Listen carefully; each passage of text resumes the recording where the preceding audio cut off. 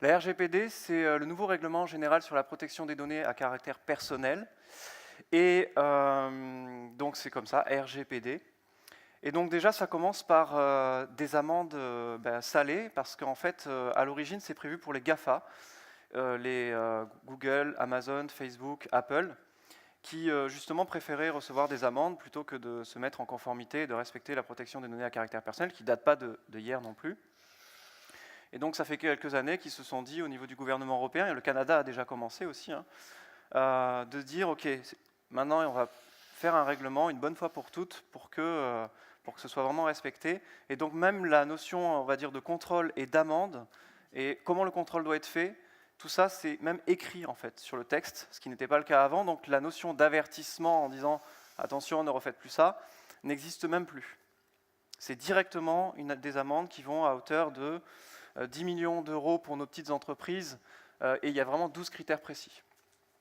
Sébastien Gourrier donc va se former à Paris sur 2 jours avec un docteur en droit réputé qui a travaillé au sein du cabinet du Premier ministre français pendant toute la négociation de ce règlement-là, pour justement auprès du meilleur, de celui qui a été considéré comme meilleur au sein de la politique, puisse Sébastien derrière réoffrir ça à ses clients, à ses utilisateurs. Voilà pourquoi je peux aujourd'hui vous sensibiliser sur le sujet, avec l'attestation SIL DPO, je ne vais pas rentrer dans les détails. Donc ça s'applique à tous les pays, parce qu'en fait, même si vous avez une entreprise en dehors de la France, à partir du moment où vous touchez des personnes en France ou en Union européenne, eh bien vous devez d'être conforme à RGPD. Et même si vous utilisez en plus des outils hors Union européenne, eh bien ils se doivent d'être conformes à RGPD à partir du moment où vous gérez des données à caractère personnel en Europe. Ça concerne à la fois les professionnels et en fait aussi les particuliers, c'est-à-dire même ceux qui se disent « je ne vends rien, je n'ai qu'un blog ». Et il y a deux volets, le volet de protection et le volet de sécurité. Donc, juste une précision sur ce que c'est une donnée à caractère personnel. Ça concerne une information qui permet en fait d'identifier une personne de manière directe ou indirecte. En fait, en gros, un exemple, c'est que dès lors que vous avez un blog WordPress, et rien de plus que ça, à partir du moment où quelqu'un peut mettre un commentaire, vous avez 2 types de récoltes, parce qu'on va parler de traitement et on va parler des finalités du traitement. Donc, je vous propose votre plan de conformité en 4 points. Le premier, c'est que, comme moi, vous utilisez des prestataires. Par exemple, vous faites confiance en SG Autorépondeur pour l'envoi de vos emails, que ce soit pour la newsletter ou les scénarios, et l'accompagnement et le suivi de vos clients. Donc moi, à vos yeux, je suis sous-traitant. Et vos sous-traitants, en fait, vous, dans le texte, c'est indiqué qu'en tant que responsable du traitement, vous êtes responsable de la mise en conformité de votre sous-traitant. Deuxième point, le registre.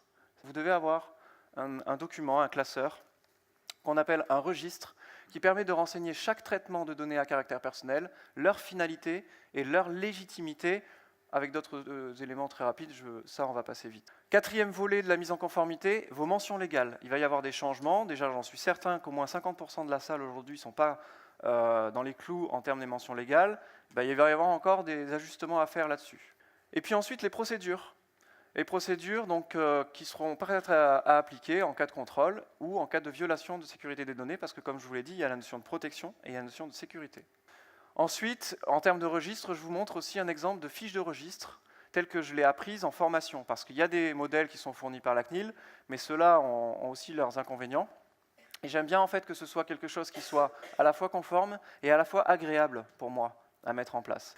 Mais notamment, il faut savoir qu'il faut vérifier que la finalité soit bien explicite, qu'elle soit bien déterminée, qu'elle soit bien légitime. Voilà, c'est un peu des termes. Il y a toujours la notion aussi de durée de conservation des données. Alors, chaque traitement, en plus, il y a des durées de conservation différentes. Par exemple, pour un email abonné à la newsletter, la durée de conservation, on va considérer que c'est la durée de l'abonnement plus un certain temps, 13 mois dans cet exemple. Il y a aussi la notion de légitimité, donc au niveau du traitement, il y a plusieurs façons. Il y a le consentement, qui est une raison de récolter la donnée. Il y a une obligation légale aussi, qui est une autre raison de récolter des données. Ensuite, donc, les mentions légales, il y en a quelques-unes qui vont changer. Là, vous n'allez peut-être pas tout pouvoir lire, mais vous aurez le PDF. C'est juste pour préciser qu'il y a des éléments importants maintenant qui vont apparaître dans les mentions légales. Le quatrième point de la mise en conformité, c'est les procédures, et j'identifie 3 types de procédures. Les procédures de sensibilisation. Les sensibilisations, c'est par exemple cette conférence-là, ça peut être considéré comme une procédure pour vous, donc pour nos utilisateurs.